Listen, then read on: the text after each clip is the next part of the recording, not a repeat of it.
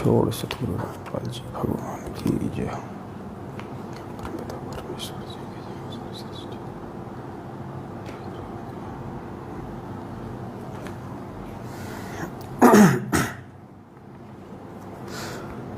सत साहिब बंदी छोड़ सतगुरु रामपाल जी भगवान की जय हो। परमपिता परमात्मा सारी सृष्टि के रचनहार, कुल मालिक, असंख्य ब्रह्मांडों के स्वामी, तीनों लोकों में प्रवेश करके सबका भरण पोषण करने वाले सौद स्वरूपी राम, अकाल मूरत, खालिक धनी, जगत गुरु, संत शिरोमणि सतगुरु रामपाल जी परमेश्वर जी के चरण कमल में हम सभी देश विदेश में बैठे साथ संगत से जुड़े हुए सतसेवक भाई बहनों की तरफ से कोटि कोटि दंडोत प्रणाम। और लाइव वीडियो देख रहे आप सभी भाई बहनों को दास की तरफ से प्यार भरा सत साहिब। सत साहिब भाई और बहनों, एक छोटी सी सूचना के लिए परमात्मा ने दास को लाइव के लिए निमित्त बनाया है। सभी भाई बहन वीडियो को ज़्यादा से ज़्यादा शेयर कर दें, तब तक हम परमात्मा का मंगलाचरण करते हैं। और जैसे आप भाई बहन लाइव जुड़ते जाएं, वीडियो को फेसबुक के सभी ग्रुपों में, व्हाट्सएप के सभी ग्रुपों में ज़्यादा से ज़्यादा शेयर कर दें, तब तक हम परमेश्वर का मंगलाचरण करते हैं। सत साहिब बंदी छोड़ सतगुरु रामपाल जी परमेश्वर की जय हो। गरीब नमो नमो सतपुरुष को नमस्कार गुरु की नहीं, सुर नर मुनि जन साधवा संतों सर्वस दीन ही, सतगुरु साहिब संत सब दंडोतम प्रणाम। आगे पीछे मध्य हुए तिनको जा कुर्बान, नराकार निर्विषम काल जाल भय भंजनम, निर्लेपम निज निर्गुणम अकल अनुप बेसुन धुनम, सोहम सुरति समापतम सकल समाना नीरतले,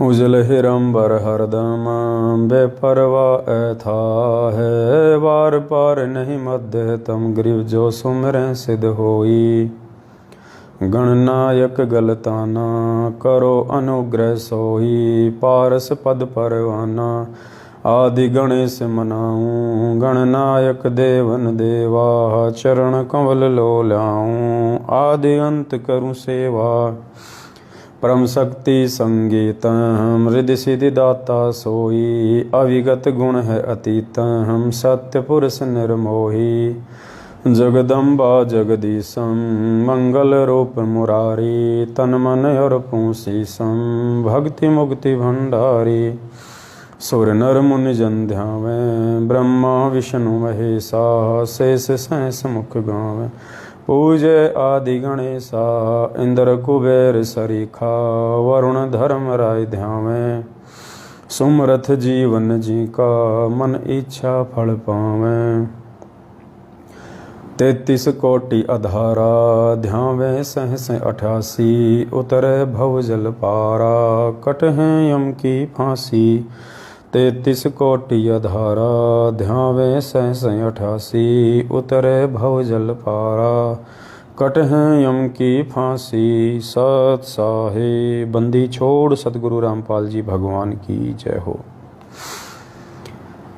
सत्साई पुण्यात्माओं, दया परमपिता परमेश्वर की, जो परमेश्वर ने हम जैसे तुच्छ जीवों को सात संगतियों के लिए निमित्त बना के और भगत समाज के अंदर अपने वास्तविक तत्व ज्ञान का सार पहुंचाने के लिए निमित्त बनाया।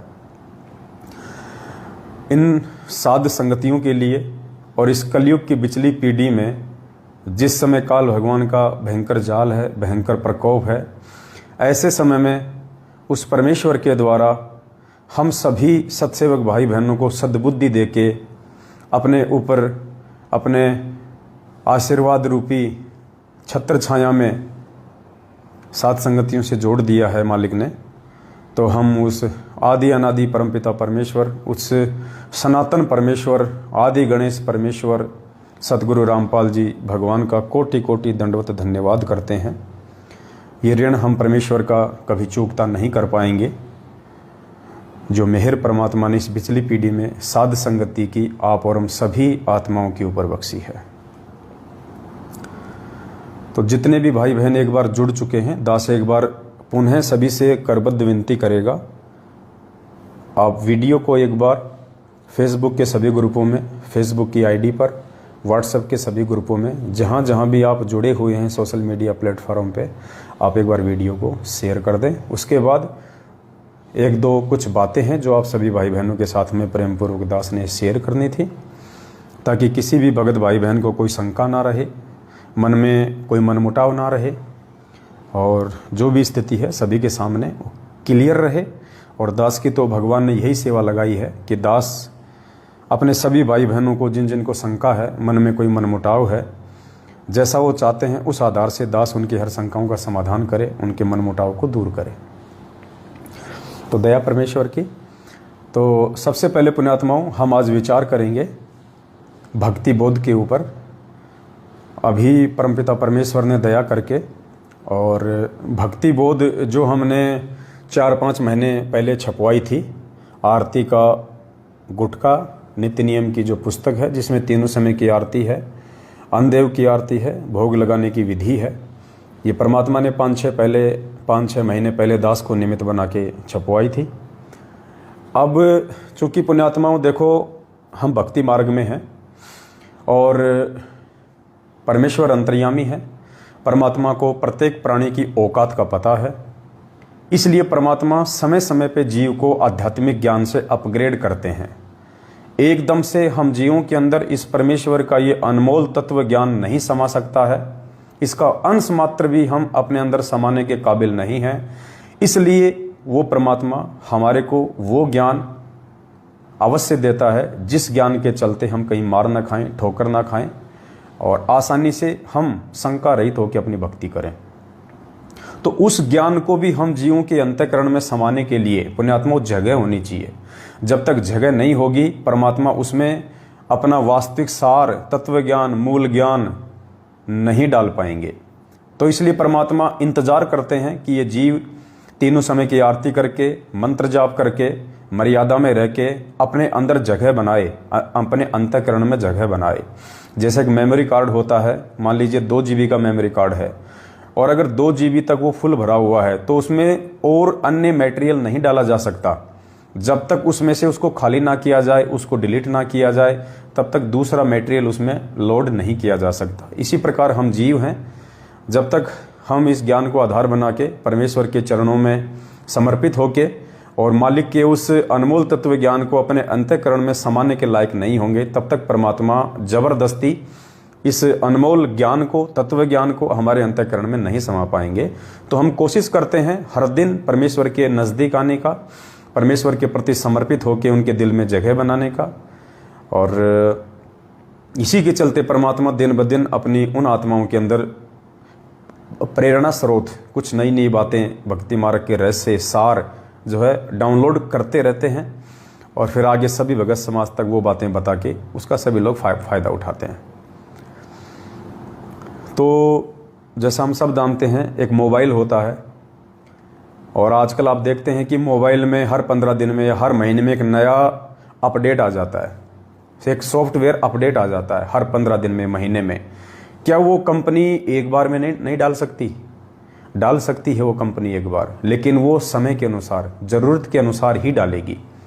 नए नए फीचर अपग्रेड होते रहेंगे, कंपनी उनको मोबाइलों में सॉफ्टवेयर के माध्यम से हमारे पास भेजती रहेगी, हम उसको डाउनलोड करके इंस्टॉल कर लेते हैं और हमारा मोबाइल फिर लेटेस्ट वर्जन में आ जाता है। तो ठीक इसी प्रकार पुण्यात्माओं ये भक्ति है। हम एक मोबाइल हैं, हम एक यंत्र हैं, इसके अंदर जो सिम है वो हमारी आत्मा है, उस परमेश्वर की आत्मा है। और जैसे जैसे परमात्मा उचित समझेंगे, उसी प्रकार परमात्मा संगत में से ही अपने बच्चों को निमित्त बना के अपने अन्य बच्चों को साध संगत के रंग में रंगते रहेंगे, नए नए भक्ति मार्ग के रहस्य सार अपग्रेड करते रहेंगे। इसलिए हम जीवों की बस की बात नहीं है कि हम अपनी तरफ से कुछ भी आप लोगों को बता दें, कुछ भी आप लोगों को समझा दें। इसलिए परमात्मा के सही समय का और संकेत का हमने इंतजार करना चाहिए, उस आधार से हमने आगे बढ़ना चाहिए। तो परमेश्वर ने कुछ समय पहले दया बख्शी थी, काफ़ी कुछ चेंजमेंट इस भक्ति बोध में परमात्मा ने लिखवाया था, करवाया था। सभी भाई बहनों को तकरीबन साथ संगत से जो जुड़े हुए हैं उनके पास में ये पुस्तक आ भी चुकी होगी। अब परमपिता परमेश्वर ने दया करके रजा बख्श के थोड़ा सा और अपग्रेड किया है अपने बच्चों को ज्ञान आधार से। और अभी 2 दिन बाद में हमारे पास में एक नई भक्ति बोध छप के आ जाएगी, तैयार होके आ जाएगी। फिलहाल 2000 भक्ति बोध का ऑर्डर दिया गया है। दास आपको थोड़ा सा एक बार दिखाना चाहेगा। वैसे तो दास PDF सभी ग्रुपों में फेसबुक पे डाल चुका है, फिर भी कुछ बातें हैं जो आप लोग नहीं जान पाएंगे, इसलिए आप लोगों को दास ने बताना उचित समझा। तो अब की बार जो भक्ति बोध होगी और भक्ति बोध का जो मुख्य जो पेज होगा, ऊपर का जो कवर हम जिसको कहते हैं आगे पीछे का, जैसे ये भक्ति बोध है और इसका ये कवर, ये दोनों आगे पीछे के, ये बिल्कुल हमने मल्टी कलर में करवाए हैं। मल्टी कलर में दास आपको दिखा देता है, एक बार देखिएगा। इस प्रकार से हमने भक्ति बोध का सबसे पहला जो कवर है खोलने से पहले वो इस प्रकार से रहेगा। और सबसे ऊपर परमेश्वर ने लिखाया है कि बंदी छोड़ कबीर साहिब सतगुरु रामपाल जी भगवान की जय। उसके बाद में एज इट इज़ वैसा ही है जैसा पहली वाली भक्ति बोध में है कि संत गरीबदास जी व कबीर साहिब की अमृतवाणी से नित्य नियम पुस्तिका। उसके बाद में पवित्र भक्ति बोध है, संग्रहकर्ता सतगुरु रामपाल जी भगवान है। मूल्य इसका नित्य नियम पाठ है, सेम टू सेम वैसा ही है। बस यहाँ पे हमने सबसे पहले हमारे परमपिता परमेश्वर, हमारे पूज्य गुरुदेव, हमें जान से भी प्यारे हमारे महबूब सतगुरु रामपाल जी का हमने ये अकेले का ये चित्र, उनका स्वरूप जो नाम दीक्षा देते समय परमात्मा उस DVD में जो परमेश्वर का स्वरूप है, वही स्वरूप हमने यहाँ पे इस पुस्तक में छपवाया है। उसके बाद हम आगे चलेंगे तो सबसे पहले सतगुरु रामपाल जी भगवान का अकेले का ही ये स्वरूप आपको दिखाई देगा। पूरे पेज पे हमारे बंदी छोड़ की अकेले की फोटो है, अकेले का स्वरूप है। हमने अब की बार दाढ़ी मूछ वाली फ़ोटो को और आदरणीय रामदेवानंद जी महाराज जी की फ़ोटो को और आदरणीय गरीबदास जी महाराज जी की फ़ोटो को भक्ति बोध से हटा दिया है, क्योंकि जब हमें पता चल चुका है कि सारी सृष्टि का रचनहार ये अकेला है। और जब हम उनकी जय भी नहीं बोलते हैं, ना गरीबदास जी की जय बोलते हैं, ना आदरणीय रामदेवानंद जी की जय बोलते हैं, तो फिर हमने उनकी फ़ोटो लगाना भी यहाँ पे उचित नहीं समझा ज्ञान आधार से, क्योंकि हमें पता चल चुका है कि वो जितने भी रूप हैं सभी रूपों में वो सारे खेल सतगुरु रामपाल जी भगवान ने स्वयं ही खेले हैं। और परमेश्वर की एक अमर वाणी है कि मालिक कहते हैं कि एक सादे सब सदै और सब सादे सब जाए, माली सींचे मूल को फले फूले अघाय। तो हमने तो एक को ही सींचना है, हमने तो जड़ को सींचना है। और जब हम इस जड़ सतगुरु रामपाल जी भगवान पूर्ण परमेश्वर की सिंचाई करेंगे, हम केवल इन्हीं के ऊपर आश्रित रहेंगे, इन्हीं को पूर्णतया अपने आप को समर्पित कर देंगे, इन्हीं का गुणगान करेंगे, इन्हीं का अकेले का जयकारा बोलेंगे, इन्हीं की हमेशा 24 घंटे मूर्ति स्वरूप हमारी आंखों के सामने रहेगा, तो हमारी आस्था अन्य किसी भी स्वरूप में नहीं बनेगी। और जब यही परमेश्वर पृथ्वी लोक पे है, यही स्वरूप इनका जब हम त्रिकुटी पे जाएंगे तो हमें वहाँ मिलेगा, और यही स्वरूप इनका सतलोक में है, तो फिर हमें अन्य किसी रूप की ना तो आवश्यकता है, ना हमने उसकी फ़ोटो लगानी है। तो केवल इस नई वाली भक्ति बोध में पूज्य गुरुदेव सतगुरु रामपाल जी भगवान का ही एकमात्र स्वरूप हमने लिया है परमेश्वर की सत प्रेरणा से। क्योंकि गुरु को भगवान माने बिना और अकेले अपने गुरु के ऊपर पूर्णतया आश्रित हुए बिना पुण्यात्माओं हमारी भक्ति शुरू भी नहीं हो सकती, मोक्ष तो बहुत दूर की बात है। तो परमेश्वर ने अपने बच्चों के ज्ञान योग को अपग्रेड किया, परमात्मा ने सत प्रेरणा की, और अब की बार इस भक्ति बोध से हमने उन तीनों फोटो को हटा दिया है जिनका हमारे जीवन में कोई महत्व नहीं है, यानी आदरणीय गरीबदास जी और 650 साल पहले परमात्मा जिस स्वरूप में आया था उससे मिलती जुलती दाढ़ी मूछ वाली फ़ोटो को, और आदरणीय रामदेवानंद जी जो कि हमारे दादा गुरुदेव की भूमिका में थे, तीनों फोटो को हमने हटा दिया है वहाँ से। और नीचे हमने वही परमपिता परमेश्वर का नाम लिखा है, बंदी छोड़ कबीर साहिब सतगुरु रामपाल जी भगवान की जय। और नीचे जो आप ये पीले अक्षर देख रहे हैं, यहाँ लिखा है सतगुरु प्रकट दिवस 8 सितंबर, ताकि सभी भाई बहनों को ध्यान रहे, याद रहे। और गुरुदेव का फोटो बिल्कुल हमने रंगीन लिया है, जैसा था वैसा का वैसा लिया है, हमने इसको ब्लैक एंड वाइट नहीं रखा है। और उसके बाद में जैसे ही हम नीचे आएंगे और यदि हम पहले वाली भक्ति बोध को देखें तो पहले वाली भक्ति बोध में लिखा हुआ था, बंदी छोड़ कबीर साहिब जी का संक्षिप्त जीवन परिचय। तो पुण्यात्माओं, अब हमें समझ में आ गया कि हमारे बंदी छोड़ कौन है, असली कबीर साहिब कौन है। तो जाहिर सी बात है, अब हमने सतगुरु रामपाल जी भगवान का ही संक्षिप्त जीवन परिचय लिखना है। हालांकि वो भी लिखा हुआ है, हमने उसको हटाया नहीं है, लेकिन 650 साल पहले परमात्मा जिस नाम से आए थे, बंदी छोड़ कबीर साहिब के नाम से, और आज परमात्मा जिस नाम से आए हैं सतगुरु रामपाल जी भगवान के नाम से, तो उस कबीर साहिब के संक्षिप्त जीवन परिचय से पहले हमने 4 पेज का अपने बंदी छोड़ का संक्षिप्त जीवन परिचय इस पुस्तक में समावेश किया है सबसे पहले। तो दास आपको संक्षिप्त जो जीवन परिचय है उसकी एक झलक आपको थोड़ा सा पढ़ के बताएगा। सभी भाई बहन थोड़ा ध्यान दीजिए, कोई गलती हो तो दास परमेश्वर को क्षमा करें। पूर्ण परमेश्वर सतगुरु रामपाल जी भगवान का संक्षिप्त जीवन परिचय। 7 समुद्र की मसी करूं, लेखनी करूं बनराय, धरती का कागज करूं, गुरु गुण लिखा न जाए। हे अखिल ब्रह्मांडों के रचयिता, आप जी का संक्षिप्त जीवन परिचय लिखने व बताने में 21 ब्रह्मांड में कोई भी प्राणी सक्षम नहीं है। आप वह समर्थ पिता हैं जिनके आधे बाल के बराबर भी ये सारी सृष्टि नहीं है। अतः संक्षिप्त जीवन परिचय शब्द के प्रयोग के लिए हम क्षमा प्रार्थी हैं, परंतु भाई बहनों को आपकी अंश मात्र जानकारी के लिए इस शब्द का प्रयोग करना मजबूरीवश लेना पड़ रहा है। परमेश्वर आप जी की अमरवाणी कहती है कि चारों युग में हम पुकारे, कूक कहा हम हेल रे, हीरे मोती माणक बरसे ये जग चुकता ढेल रे। अर्थात काल जाल से अपनी आत्माओं को चेताने व घर की जानकारी देने के लिए वह कबीर देव सत्य पुरुष परमात्मा सतलोक से चलकर चारों युगों में स्वयं ही आते हैं। सतयुग में सतसुकृत ऋषि नाम से, त्रेता युग में मुनिंद्र ऋषि नाम से, द्वापर युग में करुणामय ऋषि नाम से, कलयुग की प्रथम पीढ़ी में कबीर देव नाम से, उसके लगभग 250 वर्ष बाद गरीबदास जी महाराज जी के नाम से, और अब पिछली पीढ़ी में 8 सितंबर 1951 को गांव धनाना जिला सोनीपत हरियाणा में अपने विधान अनुसार अतिथि रूप में धरती पर संत रामपाल दास नाम से प्रकट हो चुके हैं।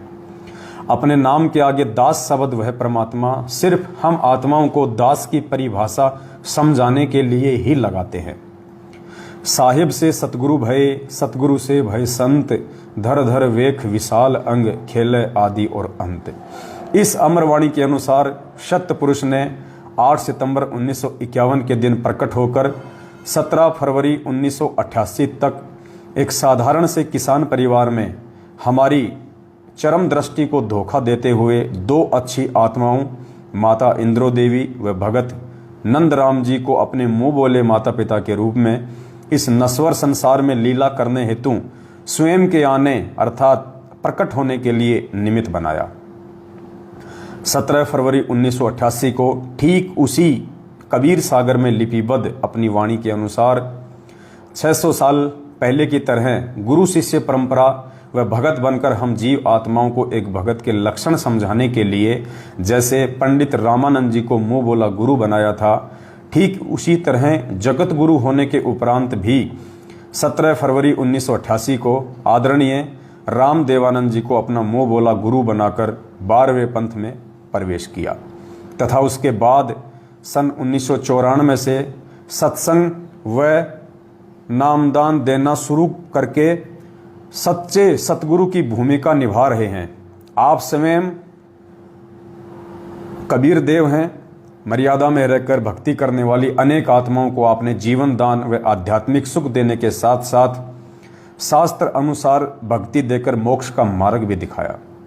सन 1994 से आज तक आप जी ने परमार्थ के लिए निस्वार्थ भाव से जो संघर्ष करके दिखाया है, यह आपकी दयालुता, साधुता व समर्थता का प्रमाण है।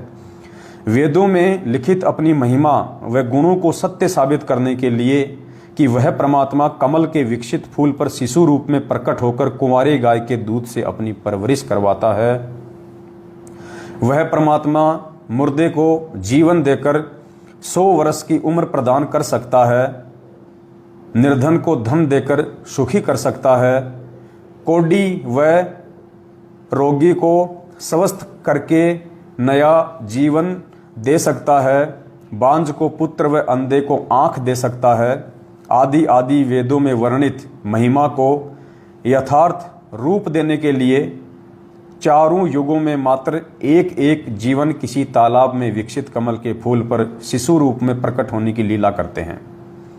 अन्यथा आप जी परमेश्वर सतगुरु रामपाल जी भगवान को किसी तालाब, कमल के फूल या शिशु रूप में प्रकट होने की कोई आवश्यकता नहीं होती है।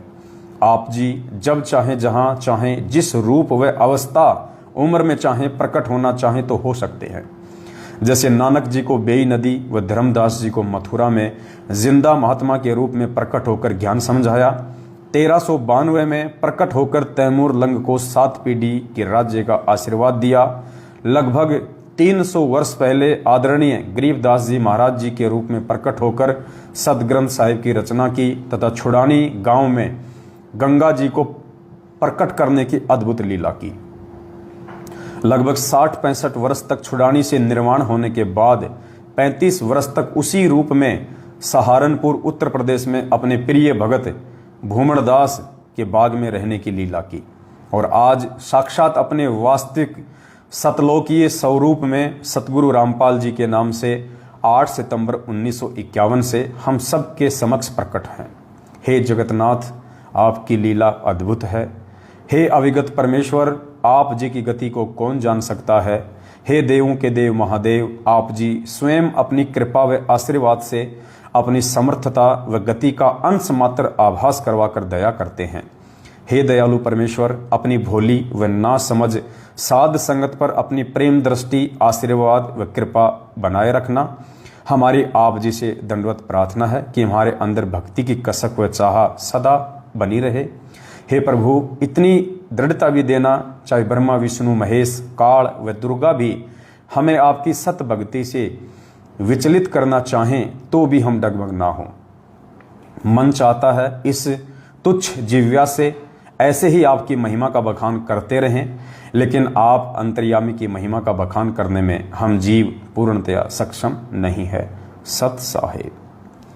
तो परमपिता परमेश्वर जी के आशीर्वाद से, उनकी सत्य प्रेरणा से इस भक्ति बोध में सबसे पहले सतगुरु रामपाल जी भगवान का संक्षिप्त जीवन परिचय, जो कि 8 सितंबर 1951 को वे धरती पे प्रकट हुए हैं, को लेकर परमेश्वर ने लिखवाया।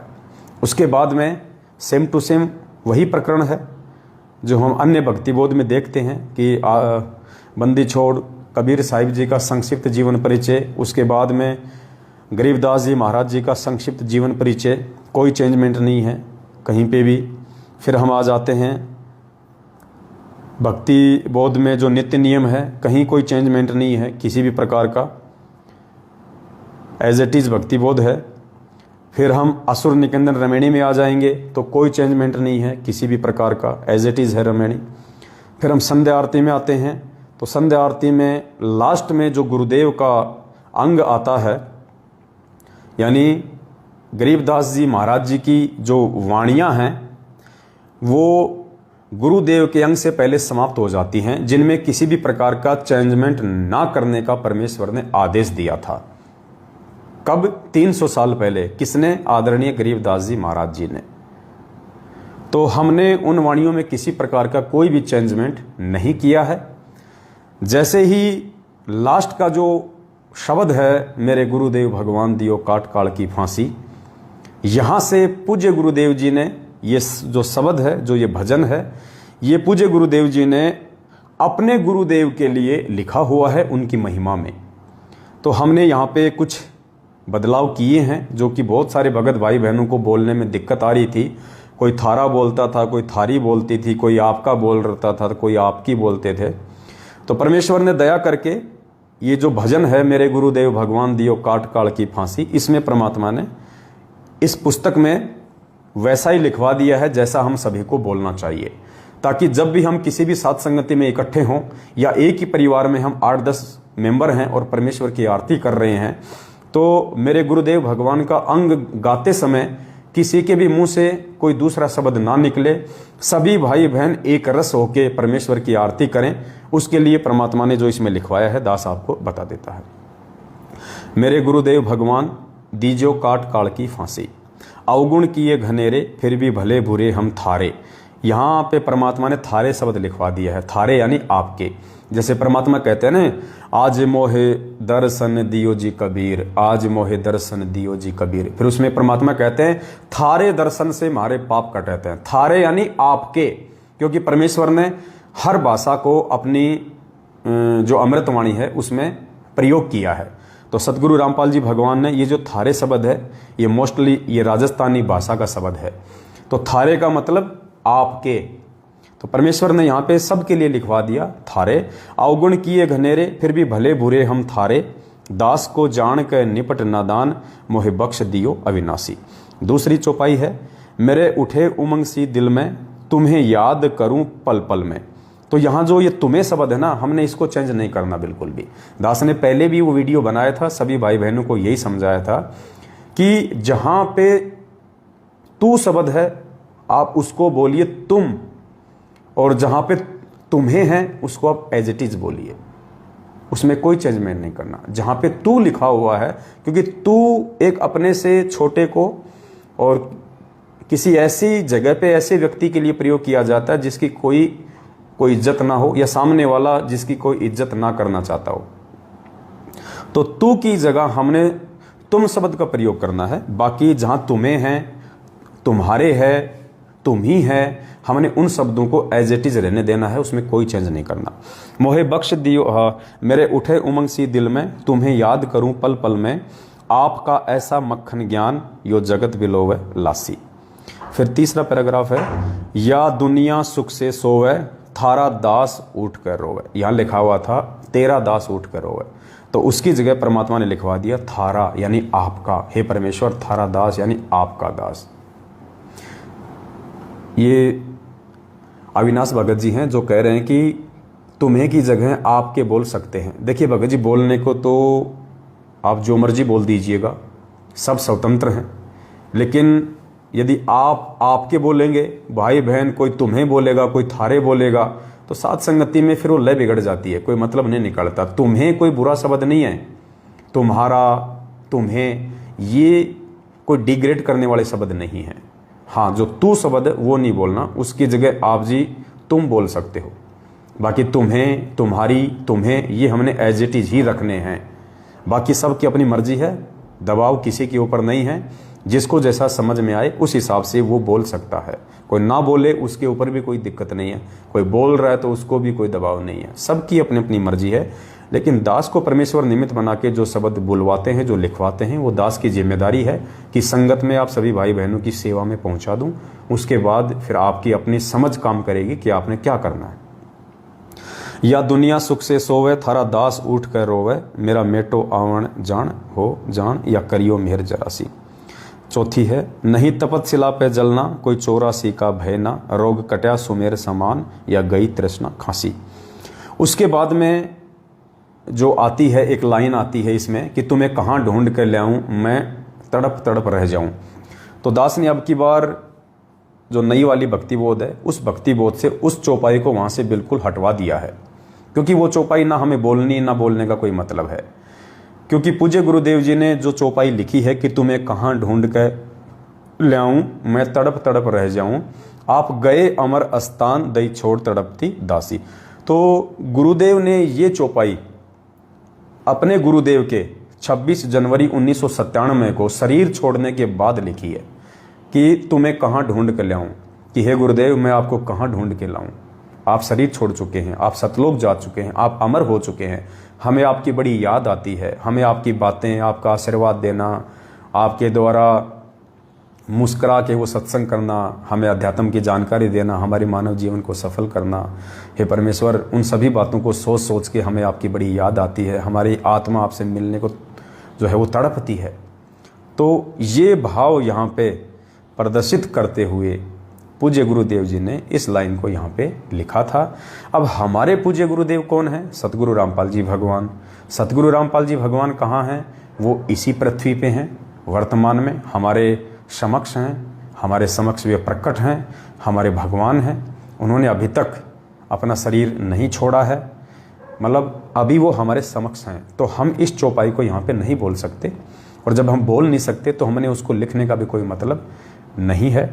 तो यहाँ उस चौपाई को परमात्मा ने हटवा दिया है। लास्ट की जो चौपाई थी, जो सतलोक आश्रम बरवाला वाली पुस्तकों में लिखा हुआ है कि स्वामी राम देवानंद जी दाता आपकी घनी सतावें बाता, तेरा रामपाल अज्ञान कियो सतलोक का वासी। तो हम तो अपने पूज्य गुरुदेव जी को अज्ञानी कह नहीं सकते यहाँ पे, क्योंकि वे तो महाज्ञानी हैं। तो अब की बार हमने क्या किया, बहुत सारे भाई बहनों को वो लाइन बोलने में बड़ी दिक्कत आती थी। कोई बंदी छोड़ रामपाल जी बोल रहा है, कोई सतगुरु रामपाल जी बोल रहा है, कोई गुरु रामपाल जी आपकी घनी सतावे बातां, कोई घही अमोलक बातां, कोई थारा दास अज्ञान, आपका दास अज्ञान।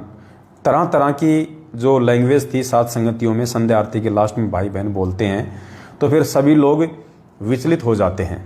तो अब की बार परमपिता परमेश्वर ने मेहर बख्शी है, और यहाँ परमात्मा ने सभी भाई बहनों के लिए एक ही लाइन यहाँ पे लिखवा दी है, मोटे मोटे अक्षरों में। क्या लिखवाया है? परमेश्वर सतगुरु रामपाल जी दाता आपकी घनी अमोलक बातां। और यहाँ पे परमात्मा ने थारा, थारी और फिर आगे डैश डैश लगवा दिए हैं।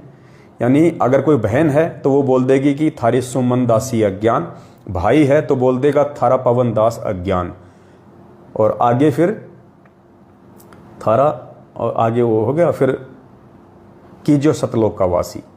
तो यहाँ पे सभी भाई बहन अगर कोई दास है तो वो अपना नाम यूज कर लेगा कि थारा पवन दास अज्ञान, अगर कोई बहन है तो अपना नाम यूज कर लेगी थारी सुमन दासी अज्ञान। मतलब ये ऑप्शन छोड़ दिया और नीचे सेम वही लिख दिया कीजियो सतलोक का वासी। तो यहाँ परमात्मा ने ये चेंजमेंट करवाया है ताकि किसी भी भाई बहन को बोलने में किसी प्रकार की कोई आपत्ति, कोई दिक्कत ना हो। अब कुछ भाई बहनों को यहाँ पे ये दिक्कत हो सकती है कि भाई आपने चेंजमेंट नहीं करना था, ऐसा नहीं हो सकता है, परमात्मा ने जो लिख दिया वो फाइनल है। तो ये उनकी अपनी सोच हो सकती है, अध्यात्म के अनुसार उनकी सोच नहीं है, और हमने उस आधार से चलना है जो अध्यात्म के अनुसार सोच है, जो परमात्मा हमें निमित्त बना के जो संदेशा संगत में दिलवाएंगे, परमात्मा जो चेंजेस जो करवाना चाहते हैं उस आधार से। अगर हमने एज इट इज ही बोलना है तो फिर हम ये क्यों नहीं बोलते कि तेरा रामपाल अज्ञान, क्योंकि वहाँ तो एज इट इज लिखा हुआ है, और एज इट इज लिखा हुआ तो फिर एज इट इज ही बोलना चाहिए वहाँ पे कि तेरा रामपाल अज्ञान किया सतलोक का वासी। फिर हम क्यों अपने आप में हम समझदार बन रहे हैं वहाँ पे, क्यों हम वहाँ पे अपने गुरु जी की जगह अपना नाम ले रहे हैं? तो वो फिर वो कहेंगे तो कॉमन सेंस की बात है। तो ये भी कॉमन सेंस की बात है जो परमात्मा ने लिखवाया है, लेकिन कॉमन सेंस किन किन को समझ में आती है, किन किन को समझ में नहीं आती है, ये उनके संस्कारों के ऊपर निर्भर करती है। तो इस विषय पे हम ज़्यादा नहीं चलेंगे, सबके अपने अपने विचार हैं। भक्ति मार्ग में हमने भगवान को देख के चलना है, परमेश्वर के ज्ञान को देख के चलना है, और परमेश्वर ने ज्ञान योग खोल के जरा सा हमें जो सूझबूझ दी है हमने उस आधार से चलना है। तो एक ये चेंजमेंट परमात्मा ने यहाँ पे करवा दिया है। उसके बाद में भोजन खाने से पहले बोले जाने वाली वाणी, यानी ये जो अन्नदेव की आरती है इसमें कोई चेंजमेंट नहीं है। भोजन खाने के बाद वाली आरती में कोई चेंजमेंट नहीं है। उसके बाद में भोग लगाने की विधि, इसमें कोई चेंजमेंट नहीं है किसी प्रकार का, एज इट इज़ है, सेम टू सेम है। और इसमें परमेश्वर ने जो बदलाव करवाया है वो लास्ट में करवाया है। कहाँ? जब हम अपने पूज्य गुरुदेव जी को भोग लगाने के लिए एक शब्द बोलते हैं कि आज लग्या साहिब को भोग दिन के टुकड़े पानी का, उससे पहले जब हम परमेश्वर से वंदना करते हैं उस भोग को ग्रहण करने की, तो पहली वाली जो भक्ति बोध हमने छपवाई थी उसमें हमने एज इट इज छोड़ दिया था कि आदरणीय गरीबदास जी महाराज, आदरणीय बंदी छोड़ कबीर साहिब जी, स्वामी राम देवानंद जी, आपका भोग प्रसाद तैयार है, इसमें लिखा हुआ था। लेकिन हम लोग बोलते नहीं थे, हम लोग केवल अपने गुरुदेव के लिए बोलते थे कि हे परमपिता परमात्मा, सारी सृष्टि के रचनहार, कुल मालिक, असंख्य ब्रह्मांडों के रचयिता सतगुरु रामपाल जी भगवान, आप जी का भोग प्रसाद तैयार है, परमेश्वर अपनी पवित्र रचना से इसे पवित्र करें। तो अब की बार परमात्मा ने जो पहले वाला जो लिखा हुआ था, जो आश्रम से जो चलता आ रहा है, जिसमें गरीबदास जी का भी नाम है, जिसमें कबीर जी का भी नाम है, जिसमें अपने दादा गुरु जी का भी नाम है, तो हमने सबको भोग थोड़े लगाना है। भोग तो पूर्ण परमात्मा को लगाया जाता है, और पूर्ण परमात्मा है कबीर साहब, और वो कबीर साहब हमारे सतगुरु रामपाल जी भगवान के रूप में। तो अब की बार परमात्मा ने दया करके उस लाइन को वहाँ से हटवा दिया है, और उसकी जगह परमात्मा ने ताकि हम सभी भाई बहन जब साध संगतियों में जाएं, परमात्मा को भोग लगाएं या फिर अपने अपने घर पे भोग लगाएं, तो हमको बोलने में किसी भी प्रकार की कोई त्रुटि या असुविधा ना हो। इसलिए परमात्मा ने पहली वाली लाइन को हटवा के और अब की बार अपने पूज्य गुरुदेव जी को भोग लगाने की ही ये प्रार्थना यहाँ पे लिखवा दी है। दास आपको बोल के सुना देता है। हे परमपिता परमात्मा, सारी सृष्टि के रचनहार, कुल मालिक कबीर परमेश्वर सतगुरु रामपाल जी भगवान, आप जी का भोग प्रसाद तैयार है। अपनी पवित्र रचना से इसे पवित्र करने की कृपा करें। हे परमेश्वर, भोग प्रसाद बनाते समय या लगाते समय या पाठ करते समय हम तुच्छ बुद्धि जीवों से कोई त्रुटि रही हो तो हमें तुच्छ जानकर अक्षमा करें। पाठ इसलिए लिखा है क्योंकि आने वाले समय में जब हम आश्रम में होंगे, हमारे गुरुदेव होंगे, तो उस समय पे वो जो है वहाँ पे वो पाठ हुआ करेगा, तो कोई चेंजमेंट करने की आवश्यकता नहीं पड़ेगी। और वर्तमान में हम इस पुस्तक को हाथ में लेके हम पाठ करते हैं आरती का, तो ये भी आ गया कि आरती करते समय यानी हम इसको जो पढ़ रहे हैं, हम जो पाठ कर रहे हैं इसमें देख देख के भोग की आरती का, उसमें यदि कोई त्रुटि रही हो तो हमें अक्षमा करें, ताकि किसी भी भाई बहन को साथ संगति में किसी भी प्रकार की कोई दिक्कत, कोई समस्या ना आए।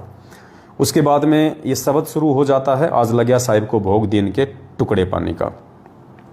तो यहाँ पे कोई चेंजमेंट नहीं है। हाँ, इसके लास्ट में स्वामी रामदेवानंद जी का इनका कुछ नाम वगैरह जो लिखा हुआ था उसको हमने यहाँ से हटवा दिया है कि जैसे साध संगत से भेद जो पाया, स्वामी रामदेवानंद जी ने सफल बनाया, दास रामपाल दास को राह दिखाया श्री धाम छुड़ाने का।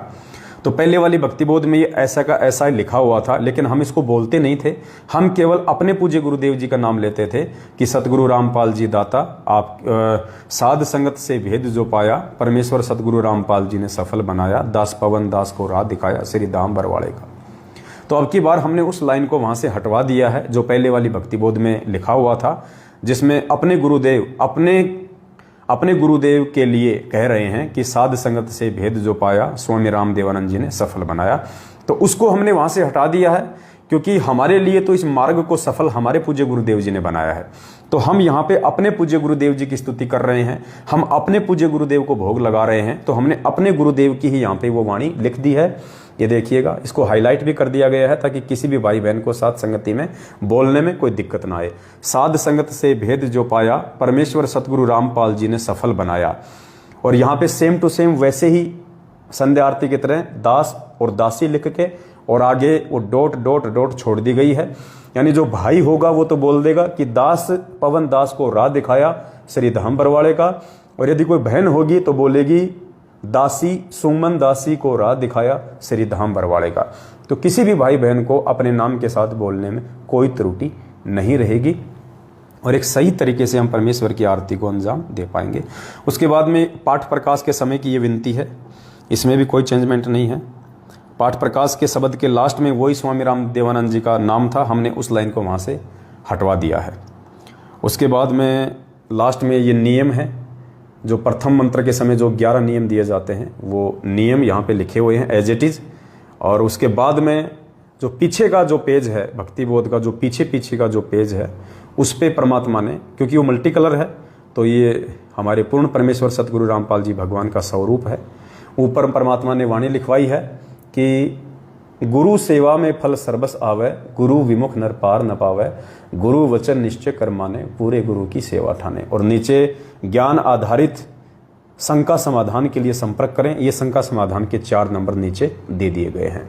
तो परमेश्वर ने दया बख्श के भक्ति बोध में ये बदलाव करवाया है, ये चेंजमेंट करवाया है, जो हम सभी भाई बहनों के लिए सुविधाजनक भी रहेगा और हम भोग की आरती करते समय कहीं भी किसी भी प्रकार की हम त्रुटि का या असुविधा का सामना ना करें। तो ये तो भक्ति बोध के विषय में था। परमेश्वर ने आशीर्वाद देके आप सभी भाई बहनों को समझवाया है। और एक बात उठी थी बीच में, किसी भाई ने कहा था, दास जब अलवर की साथ संगति में गया था तो दास ने एक जिक्र किया था कि परमात्मा ने भोग की जो आरती है उस आरती को अब अपने सत्सेवक बच्चों को निमित्त बना के और एक सीरियल वाइज लिखवाया है। जैसे गुरुजी की 42 मिनट की वीडियो में जो भोग आरती है उसी आरती के अनुसार परमात्मा ने इस पुस्तक में लिखवाया है। वरना आज से पहले जो भक्ति बोध थी, जो सतलोक आश्रम बरवाड़ा में या पूज्य गुरुदेव जी ने जो छपवाई थी, उन सभी भक्ति बोध में एज इट इज नहीं है। यानी वीडियो में गुरुजी जिस प्रकार से आरती कर रहे हैं उस प्रकार से इन किसी भी भक्ति बोध में नहीं लिखा हुआ था। कहीं पे नित्य नियम है, कहीं पे संध्या आरती है, फिर हमको ढूंढना पड़ता था कि गुरुजी क्या बोल रहे हैं, इस पुस्तक में लिखा हुआ नहीं है। तो ठीक का समय आने पे ही परमात्मा उसको सीरियल वाइज लिखवाएगा। ये परमेश्वर की सोची समझी एक प्रक्रिया थी। जानबूझ के सतगुरु रामपाल जी भगवान ने भोग लगाने की विधि को, भोग लगाने की आरती को सीरियल वाइज नहीं लिखवाया, जबकि परमात्मा बोलते सीरियल वाइज है। लेकिन जैसा 42 मिनट के वीडियो में परमात्मा बोलते हैं वैसा उन्होंने भक्ति बोध में लिखवाया नहीं। बीच बीच का प्रकरण कहीं आगे दे दिया, कहीं पीछे दे दिया, इस प्रकार से लिखवाया था। तो दास ने कहा था कि पुण्यात्मा, इसके पीछे एक रीजन होता है कि ठीक का समय आए बिना परमात्मा, तो 6 महीने पहले तो परमात्मा ने इस भक्ति बोध में भी सेम टू सेम वैसा ही लिखवा दिया था जैसा कि पूज्य गुरुदेव जी 42, तो हमने वैसा ही लिखवा दिया था। यानी उन सभी चीज़ों को हमने इकट्ठा किया जो कहीं कहीं लिखी हुई थी, ताकि किसी भी भाई बहन को भोग की आरती करते समय कोई दिक्कत ना हो। तो बहुत सारे भाई बहन कह रहे थे कि ऐसा नहीं है, गुरुजी ने पहले ऐसा नहीं लिखा कभी भी, आपने ही इसको किया है। तो पुण्यात्माओं, बात ऐसी नहीं है। ये दास परमात्मा की विधान के 1% भी खिलाफ नहीं जा सकता है। आप लोगों की समझ नहीं है, आप लोग नहीं जान पा रहे, तो ये आप लोगों की अपनी कमजोरी है, दूसरों को दोष देना उचित नहीं है। ये एक भक्ति बोध है, इसकी भी दास आपको प्रक्रिया बताएगा कि कैसे परमात्मा ने दास के पास में भक्ति बोध पहुंचाई है, क्योंकि मालिक को पता था कि इस बात को लेके भी विरोध उठेगा मेरे बच्चे के ऊपर। तो परमात्मा अंतर्यामी है, पहले ही परमात्मा दास को सारे सबूत दे देते हैं। आप यकीन मानना पुण्यात्माओं, ये पुस्तक मेरे हाथ में लगभग 2 या 3 महीने पहले की है, जिस समय हम लुधियाना की साथ संगति में गए थे। और आते वक्त हम हरियाणा के झज्जर में, हमारी एक बहन है वहाँ पे, नाम भूल गया बहन का, झज्जर वाली बहन का क्या नाम है भगत जी? हाँ, सजना बहन। सजना बहन के घर पे जब हम रुके थे तो सजना बहन ने छोटी सी साथ संगति रखी थी, हर संडे को वो रखती है झज्जर में साथ संगति। तो वहाँ पे गुड़गांव से एक बहन आई थी जो बहुत पहले, यानी जिस समय परमात्मा गांव-गांव जाके सत्संग करते थे और जिस समय परमात्मा ने करोथा में आश्रम बना लिया था, उस समय से वो गुरुजी से जुड़ी हुई थी। तो वो बहन साथ संगति में आई वहाँ पे, और वो अपने साथ में ये भक्ति बोध लेके आई। कब की? जिस समय गुरुजी ने करोथा आश्रम में इस भक्ति बोध को छापा था। देखिए कितनी मोटी है, कितना इसका वो है। यानी ये सबसे पहली और सबसे पुरानी हमारे पूज्य गुरुदेव जी के द्वारा छपवाई गई ये भक्ति बोध है। तो बहन इस भक्ति बोध को लेके आई, मैंने नहीं मंगवाई, मुझे नहीं पता था। और बहन आके रोने लगी और कहने लगी कि भाई मुझे गुरुजी ने आदेश दिया है। वो बहन जो बहुत समय पहले से पूज्य गुरुदेव जी से जुड़ी हुई है, ये भक्ति बोध लेके आई, संभाल के रखी हुई थी, फटी हुई है पूरी। रोने लगी और रोते रोते कहने लगी कि पवन भगत जी, मुझे गुरुजी का आदेश है, परमात्मा ने मुझे आदेश दिया है कि बेटा ये भक्ति बोध तू मेरे बेटे को दे दे, ये पवन दास को दे दे, ये उसके काम आएगी। तो दास ने भी उस समय गौर नहीं किया, दास ने अपने बैग में रख लिया कि भाई मालिक का आदेश है तो कोई दिक्कत नहीं, दास इसको जेब में रख लेता है। दास ले आया। आज जब ये कुछ भाई बहन इस प्रकार की बातें उठा रहे हैं संगत में, तो दास ने तो पुण्यात्मा यकीन मानना इस पुस्तक को नहीं देखा, खोल के भी नहीं देखा इस पुस्तक को वहां से आने के बाद, और ना मुझे पता है कि इसमें क्या लिखा हुआ था क्या नहीं लिखा हुआ था। दास से के मुंह से परमात्मा ने अलवर की साथ संगति में बुलवा दिया, मुझे नहीं पता, परमात्मा ने बुलवा दिया कि पहले वाली भक्ति बोध में गुरुजी ने जो ये भोग लगाने की विधि है इसको सही तरीके से नहीं लिखा, कहीं आगे पीछे लिखा है। जैसा गुरुजी वीडियो में जो बोलते हैं ना समान रूप से, वैसा इस पुस्तक में नहीं लिखा हुआ। तो दास ने अलवर के साथ संगति में बोल दिया कि अब परमात्मा ने दास को निमित्त बना के इस पुस्तक में सही प्रकार से लिखवाया है। पहले परमात्मा ने भोग लगाने की विधि अर्थात भोग की आरती सही तरीके से नहीं लिखवाई थी, उसका कोई रीजन था। अब जब ठीक का समय आया तो गुरुजी ने दास को निमित्त बना के इस पुस्तक में लिखवा दिया। आज सुबह सुबह ही 1-2 भाई का फोन आया और उन्होंने कहा कि भगत जी ऐसी ऐसी बात है। और तो मैंने कहा भाई देखो, परमात्मा ने जो बुलवा दिया, मेरे बस की बात नहीं है भाई, मैं तो यंत्र हूँ, परमात्मा जो करवाएगा सो करवाएगा, वो सही है या गलत है ये परमात्मा जाने, दास को नहीं पता। फिर ऐसे ही दास के दिमाग में तुरंत इस भक्ति बोध की याद आ गई और दास तुरंत गया, बैग में से भक्ति बोध निकाली और दास ने इसमें चेक करना शुरू किया भोग लगाने की विधि परमात्मा ने कहाँ लिखी है। तो परमेश्वर ने पेज नंबर 87 पे 87 पेज नंबर पे परमात्मा ने ये देखिए संध्या आरती के बाद ये भोग लगाने की विधि लिखी हुई है। भोग लगाने की विधि यानी यहां से परमात्मा ने इस पुस्तक में लिखा भोग लगाने की विधि। और पुण्यात्माओं, परमात्मा ने कहां से लिखा है? जैसे परमात्मा कहां से बोलते हैं, मोह को कहां ढूंढे रे बंदे मैं तो तेरे पास में। और हमने इस पुस्तक में भी वहीं से शुरू किया है कि मोह को, जैसे पहले हम सबसे पहले मंगलाचरण करते हैं, फिर हम लोग केशव बंजारा वाला अंग गाते हैं, आया है बंजारा केशव आया है। उसके बाद फिर हम शुरू करते हैं भोग लगाने की विधि कि मोह को कहां ढूंढे रे बंदे मैं तो तेरे पास में। और गुरुजी भी वीडियो में यही बोलते हैं। लेकिन सन 2000 में छपी इस अनमोल भक्ति बोध में देखिए परमात्मा ने भोग लगाने की विधि लिखी है। और कहां से स्टार्ट किया है? द्रौपद सुता को दीने लेरम जाके अनंत बढ़ाए चीरम। और उसके बाद क्या लिखा है? पहली आरती हर दरबारे तेज पुंज जहां प्राण उधारे। मतलब परमात्मा ने समान रूप से नहीं लिखा। क्यों नहीं लिखा? इसका रीजन था पुण्यात्माओं, क्योंकि ठीक के समय से पहले यदि कोई भी जीव इस भोग की आरती को शुरू कर देता तो ये उल्टा हो जाता। गुरु जी को कोई भी परमात्मा नहीं मान पाता, क्योंकि साध संगति के बिना हम गुरु की पहचान नहीं कर सकते, गुरु को भगवान नहीं मान सकते। उससे पहले हम सभी लोग दाढ़ी मूंछ वाली फोटो को भगवान मान रहे थे। तो गुरु जी को पता था कि यदि मैंने इस भक्ति बोध में सही प्रकार से भोग की आरती मैंने सही लिख दी, सीरियल वाइज सही तरीके से मैंने लिख दी, तो ये जो काल है ये काम बिगाड़ने का प्रयास करेगा। और ये क्या करेगा? भक्तों के अंदर प्रेरणा कर देगा कि भगवान तो हमें जानकारी हो ही गई कि दाढ़ी मूंछ वाला भगवान है। कबीर जी जो 650 साल पहले आए थे वो परमात्मा है। तो क्यों ना अब हम उस कबीर को अपने घर पे भोग लगाने लग जाएं। तो संगत आज से पहले ही इस पुस्तक को हाथ में लेके, भक्ति बोध को हाथ में लेके और अपने घर पे दाढ़ी मूंछ वाली फोटो को भगवान मान के आरती करना शुरू कर देती भोग की, जिससे भगत समाज को कोई लाभ नहीं मिलना था। तो परमात्मा ने ठीक के समय का इंतजार किया। तब तक परमात्मा ने इस पुस्तकों में सही प्रकार से नहीं लिखा, उल्टा सीधा लिख दिया मालिक ने, ताकि कोई समझ ना पावे। समझ नहीं पाएगा तो आरती नहीं कर पाएगा कि यार गुरुजी तो क्या बोल रहे हैं वीडियो में, इसमें क्या लिखा हुआ है।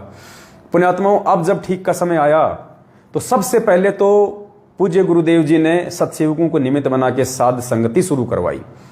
और साध संगतियों के माध्यम से परमात्मा ने पहले भगत समाज में संदेशें दिलवाई पिछले 5 साल से कि गुरुजी भगवान है, गुरुजी भगवान है। कबीर जी दाढ़ी मूंछ वाली फोटो भगवान नहीं है, वो काल्पनिक फोटो है। सतगुरु रामपाल जी भगवान ही पूर्ण परमेश्वर हैं। पहले तो परमात्मा ने 3 साल से संगत में ढिंढोरा पिटवाया। 2019 से परमात्मा ने अपना प्रकट दिवस मनाना शुरू किया। हम जैसे नीचों को निमित्त बना के अपना प्रकट दिवस मनवाया, सतगुरु प्रकट दिवस। उसके बाद परमात्मा ने दास पे रजा करके फिर ये भक्ति बोध छपवाई। और फिर इस भक्ति बोध में परमात्मा ने, जो इस भक्ति बोध में गुरुदेव ने जानबूझ के उल्टा सीधा आरती लिखी हुई है ठीक के समय के इंतजार के लिए, अब परमात्मा ने दास को निमित्त बना के फिर इस भक्ति बोध में उस भोग की आरती को वैसा ही लिखवाया जैसा पूज्य गुरुदेव जी भोग की आरती आश्रम में करते हैं और जैसा पूज्य गुरुदेव जी 42 मिनट की आरती में भोग लगाते हैं। क्योंकि मालिक को पता था कि जब तक इनको भगवान की पहचान नहीं हो पाएगी तब तक ये आरती कुछ काम नहीं करेगी, काल काम बिगाड़ देगा। तो इसलिए परमात्मा ने सबसे पहले ये पहचान करवाई कि भाई ये तो पहचान लो पहले कि असली कबीर कौन है। तुम तो दाढ़ी मूंछ वाली फोटो को कबीर मान रहे हो, तुम तो भगवान को नहीं पहचान पाई अभी तक। तुम दोनों को पूज रहे हो, ऊपर गोविंद की फोटो, नीचे अपने गुरु जी की फोटो। तुम तो गुरु गोविंद को दोनों को अलग अलग मान रहे हो। और मालिक कह रहे हैं गुरु गोविंद दो नहीं भाई, दो समझेगा वो दो जग में जाई। तो पुण्यात्मा परमात्मा ने अपने इस 2 कोड़ी के इस तुच्छ जीव के माध्यम से ही ये चेंजमेंट करवाने थे। आगे भी परमात्मा इसी प्रकार से दास पे दया बख्श के चेंजमेंट करवाते रहेंगे। आप लोगों को स्वीकार्य होने चाहिए ज्ञान आधार से। बेमतलब की बात ना दास करता है ना दास को पसंद है। जो भी बातें दास करता है दास संगत में आके उसका स्पष्टीकरण देता है और परमाणु के साथ में देता है, जिससे आपकी आत्मा भी स्वीकार करती है, जो हम सबके हित में होता है। तो अब हमें भगवान की पहचान हुई है साध संगति से जुड़ के, और अब भगवान की पहचान हो गई तो भगवान ने सद्बुद्धि दे दी और इस भक्ति बोध में भोग की आरती सीधी सीधी लिखवा दी, ताकि अब मेरे बच्चे निर्बाध रूप से अपने गुरु को भगवान मान के उनको हलवे राम का भोग लगाएं और सीधे सीधे भोग की आरती करें। तो पुण्यात्माओं, ये परमेश्वर के खेल है। परमात्मा जिस आत्मा को निमित्त बनाता है उसी को माध्यम बना के इस प्रकार के सारे खेल खेलेगा, सारे चेंजमेंट करवाएगा।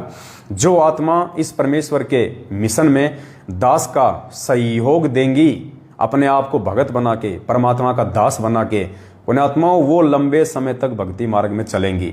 और जो भाई बहन दास से ईर्ष्या करेगा, दास से मनमुटाव रखेगा, दास की सही बातों को भी अपने मनमुखी विचारों से गलत साबित करने का प्रयास करेगा, पुण्यात्माओं आगामी समय में वो लंबी रेस का घोड़ा नहीं बन पाएगा, वो राग द्वेष में आ जाएगा। और परमात्मा कहते हैं राज त्यागना सहज है, सहज नारी का ने मान बढ़ाई ईर्ष्या दुर्लभ तजना, ये उसके गले की घंटी बन जाएगी फिर वो चीजें। तो दास की विनती है, दास किसी भी भाई बहन को परमात्मा के मार्ग से पथ भ्रष्ट करने वाला नहीं है। 7 साल से परमात्मा ने जो संघर्ष करवाया है, आप लोगों के सामने हजारों की संख्या में जो ज्ञान आधारित वीडियो बनवाए हैं, उससे मूर्ख, पागल से पागल व्यक्ति भी समझ सकता है कि ये व्यक्ति परमात्मा के कितना नजदीक है, परमात्मा का इसके ऊपर कितना आशीर्वाद है, जिसके सहारे चलते चलते आज हम गुरुजी को पहचान पाए हैं। बताओ, उसी आदमी से तुम मनमुटाव कर रहे हो, उसी आदमी से तुम ईर्ष्या रख रहे हो, जिस आदमी को निमित्त बना के भगवान ने साध संगति शुरू करवाई, आप लोगों को परमात्मा ने अपनी पहचान करवाई, नित्य रोज परमात्मा भक्ति मार्ग के नए नए खुलासे करवा रहे हैं, जिससे आप ही का विश्वास बढ़ रहा है अपने गुरुदेव में, आपकी भक्ति में आस्था और लगन बढ़ रही है। अब बताओ, उसी के यदि आप पीछे राग द्वेष फैलाओगे तो परमात्मा खुश होगा या नाराज होगा, ये आपके अपने स्वयं के विचार हैं। दास को किसी से कोई दिक्कत नहीं है, किसी से कोई प्रॉब्लम नहीं है, जो जैसा करेगा समय आने पे अपना परिणाम भोगेगा। दास अपने भगवान को निमित्त मान के चलता है कि परमात्मा ने दास को निमित्त बनाया है। और निमित्त खाली दास मुंह जुबान से नहीं बोल रहा है, निमित्त दास खाली उवाबाई में नहीं बोल रहा, नींद में नहीं बोल रहा दास।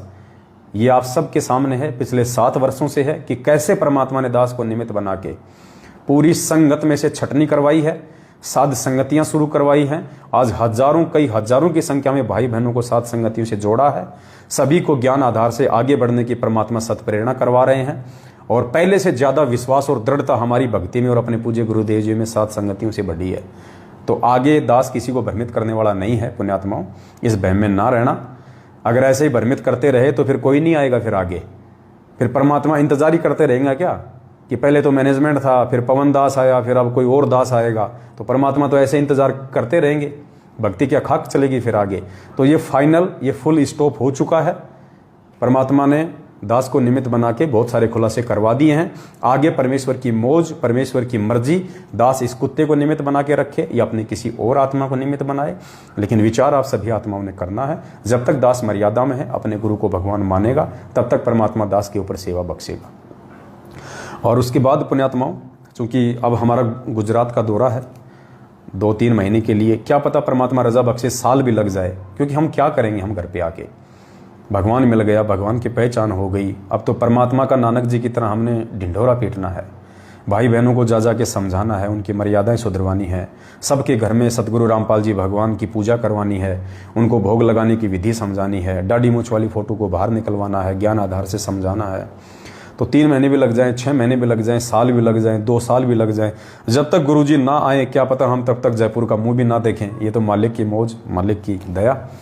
तो आगामी जब सात संगतियां होंगी अब गुजरात में, तो पुण्यात्माओं, परमात्मा ने एक बहुत ही अनमोल जड़ी बूटी हम भाई बहनों को दी है, जो आगामी समय में हमारे इस भक्ति मार्ग पे विश्वास में 4 चांद लगा देंगे।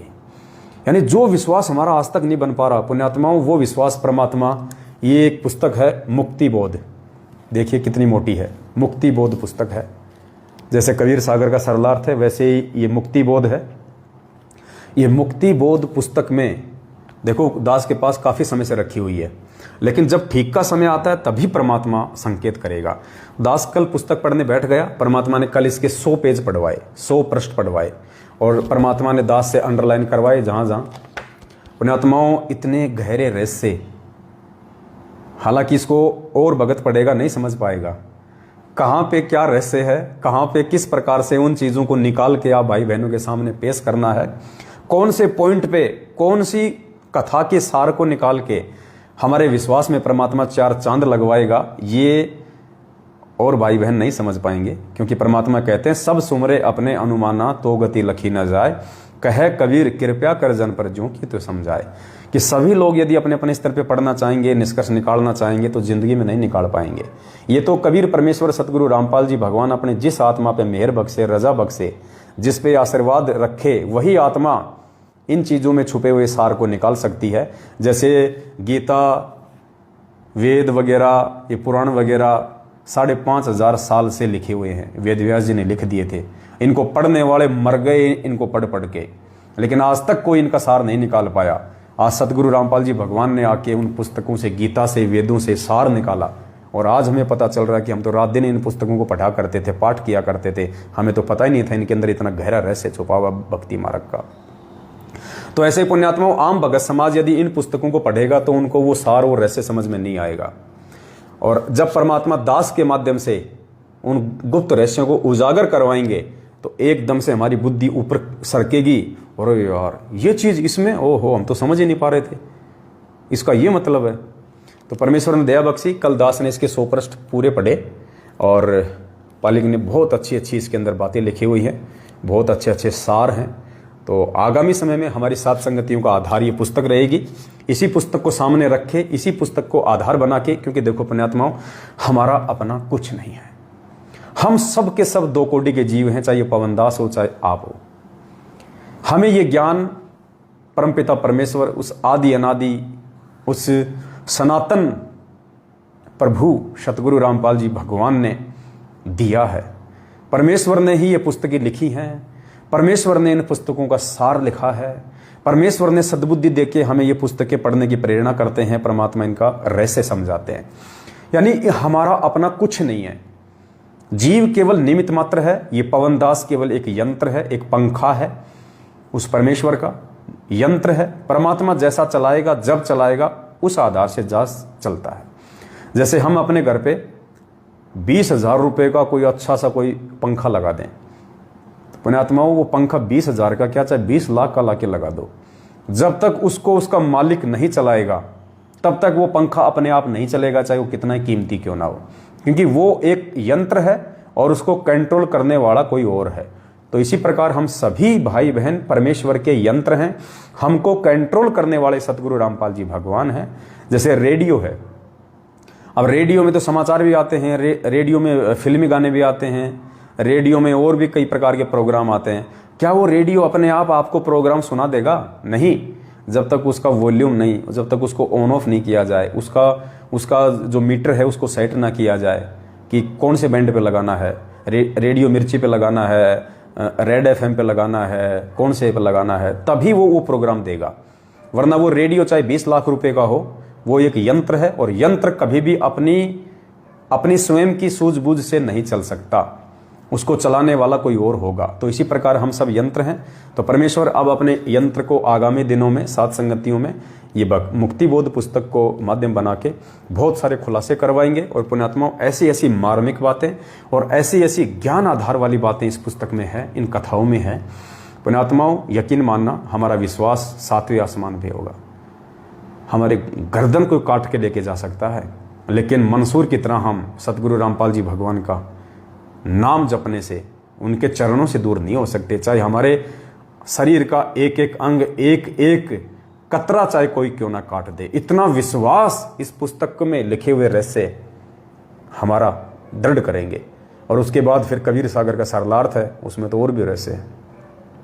तो अब परमात्मा ही सत्प्रेरणा करते हैं और हर प्रकार से मालिक ही हमें आगे बढ़ाएंगे, परमात्मा ही हमें आगे लेके चलेंगे। तो दास की केवल इतनी सी विनती थी। तो सभी भाई बहन प्यार प्रेम से सात संगतियों से एक दूसरे के माध्यम से आप जुड़े रहें। परमात्मा इसी प्रकार से हम सभी भाई बहनों को एकजुट रखें। थोड़ी बहुत मनमुटाव, थोड़ी बहुत असावधानियां जो हमसे हो जाती हैं, परमात्मा उन सब के लिए हमको क्षमा करें और परमात्मा सद्बुद्धि बख्श के हम भाई बहनों को एकजुट रखें। और यदि फिर भी कोई एकजुट ना रहना चाहे, यदि अपनी तरफ से कोई किसी में मनमुखी रूप से दोष निकाल के दूर होना चाहिए, तो शोक से दूर हो सकते हैं, क्योंकि ये भक्ति मार्ग है, ये किसी के साथ चलने का नहीं है। हम अकेले आए थे, अकेले जाएंगे।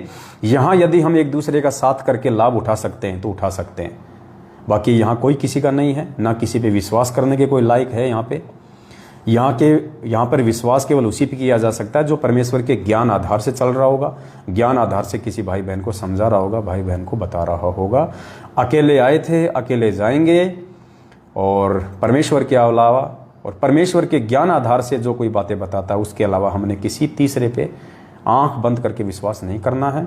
चाहे कोई कितना ही बोले, कोई कितना ही किसी की बुराई करे, कोई कितना ही किसी के प्रति कुप्रचार करे।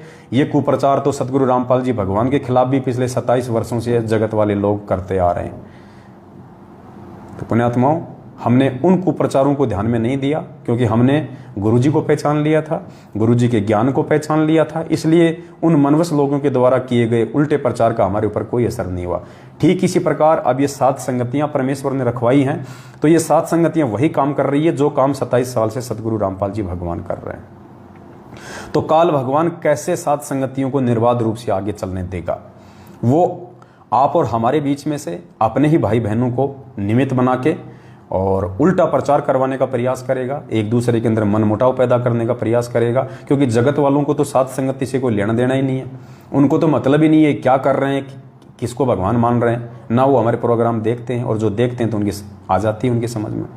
तो काल हमारे में से ही, हमारे बीच से ही ऐसा कुप्रयास करेगा। जैसे बरवाला कांड के बाद में काल ने संगत में से ही कुप्रयास किया, क्योंकि काल को पता था कि जगत वाले इनको भ्रमित नहीं कर पाएंगे। इसलिए काल ने उन आत्माओं को निमित्त बनाया जिन पे संगत विश्वास करती थी, मैनेजमेंट पे, गुरुजी के परिवार पे, और उन्होंने उस विश्वास का फायदा उठाया। और उनके विश्वास में वही आत्माएं फंसी जो आत्मा ज्ञान को आधार नहीं बना पाई थी। तो ठीक इसी प्रकार आज 7 संगतियों में भी काल उन्हीं आत्माओं को निमित्त बनाएगा। तो हमने ऐसी आत्माओं से सावधान रहना है। कोई भी व्यक्ति कुछ भी बोले, किसी के खिलाफ भी बोले, चाहे मैं किसी के खिलाफ क्यों ना बोलूं, आपको हर बात को पहले तोलना है, जांचना है, परखना है, निष्कर्ष निकालना है, उसके बाद अपना कोई रिएक्शन देना है यदि आप उचित समझें तो। अन्यथा चुपचाप हमने अपनी भक्ति करनी है, भक्ति मार्ग में आगे बढ़ना है। तो जैसे शुरू में जब 7 संगतियां चली और जब 7 संगतियां अपने परवान चढ़ने लगी, भगत समाज जागने लगा मैनेजमेंट से, सच्चाई से, और 7 संगति से जुड़ने लगा। जब हम मेरठ में शुरू किया तो काल भगवान ने सबसे पहले संजय राय दिल्ली वाले को निमित्त बनाया, रोड़ा अटकाने के लिए, बढ़ती हुई 7 संगतियों को रोकने के लिए। लेकिन पुण्यात्माओं, उसने खूब कोशिश करी, आज वो अपना काम बिगाड़ के बैठ गया। 20-30 मूर्ख लोगों के साथ में गुरु बन के बैठा हुआ, 56 प्रकार के भोग खाता है, लेकिन कब तक। तो उसने अपना सत्यानाश किया 7 संगत से दूर होके। उसके बाद फिर 7 संगति आगे बढ़ने लगी। साल भर बाद में काल ने देखा कि लोग मेरठ में बहुत ज़्यादा जुड़ रहे हैं, तो काल ने मेरठ वालों को ही निमित्त बना दिया, ओमपाल जी को, इनको मेरठ वाले भक्तों को ही निमित्त बना दिया। और दास के विरोध में वो खड़े हो गए। दास ने वहाँ पे सच बोल दिया, क्योंकि वहाँ पे पैसों का दुरुपयोग होने लग गया था, तो भगत समाज को कोई लाभ नहीं हो रहा था। तो दास ने वहाँ पे सत्य बोल दिया कि आज के बाद यहाँ किसी को आने की जरूरत नहीं है। तो वो दास के विरोध में आ गए। दास ने मेरठ छोड़ दिया, क्योंकि मैं किसी की चापलूसी नहीं करता। जो सच है मैं सच को सच कहूँगा, झूठ को झूठ कहूँगा। मैं अपने आत्म कल्याण के लिए भक्ति मार्ग से जुड़ा हूँ, किसी को लूटने के लिए नहीं जुड़ा। यहाँ पे मुझे अपने मोक्ष की सबसे पहले चिंता है।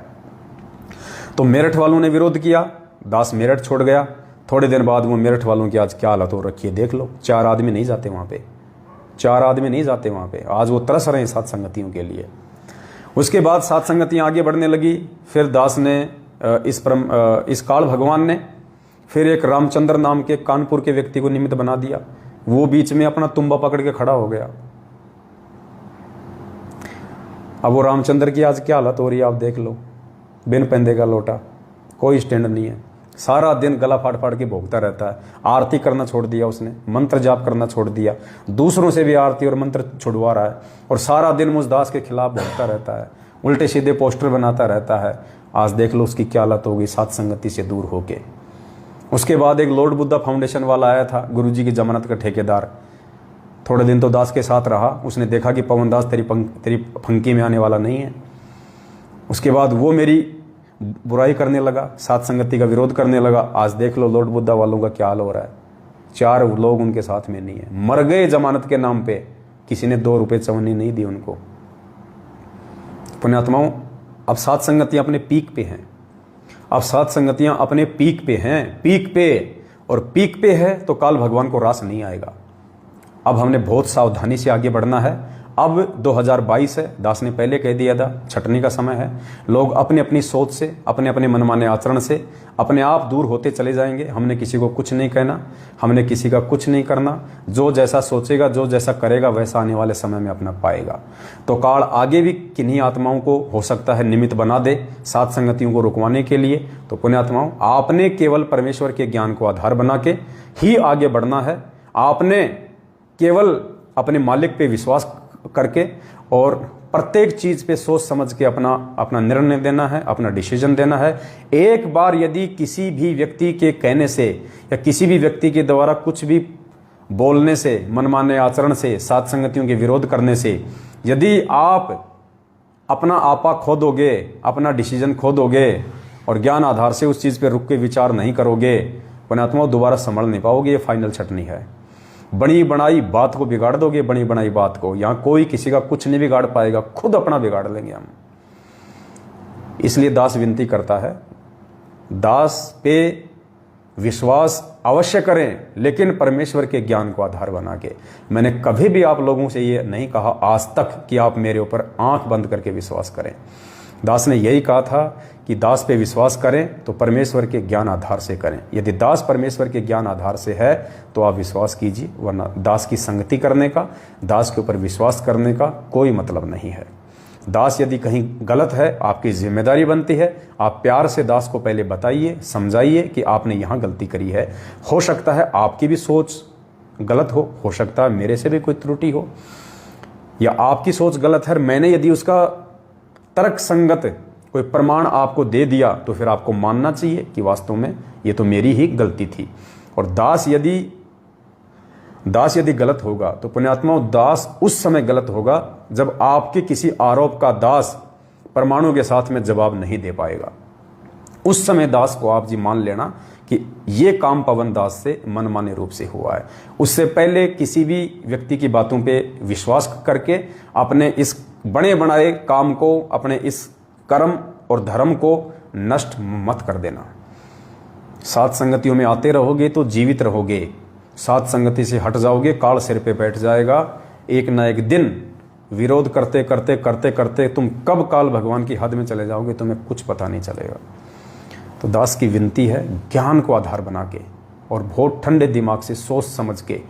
जज कभी भी जल्दबाजी में फैसला नहीं देता, चाहे 2 साल तक उसको तारीखें क्यों ना डालनी पड़े।